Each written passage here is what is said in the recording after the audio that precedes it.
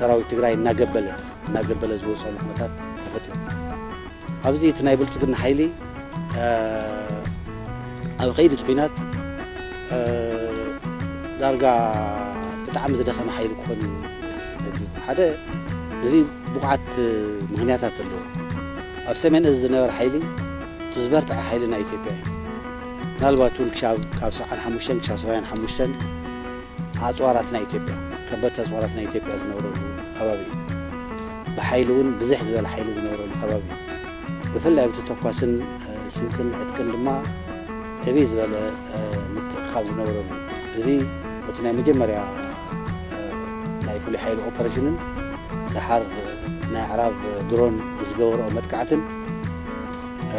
ካብኡ ዝተረፈ ድማ ሻዕብያ እናፅዓነ ስለ ዝወሰዶ ካብ ናይ ኢትዮጵያ ሰራዊት ትሕጃ ወፂኡ ዓብይ ምንካይ እዩ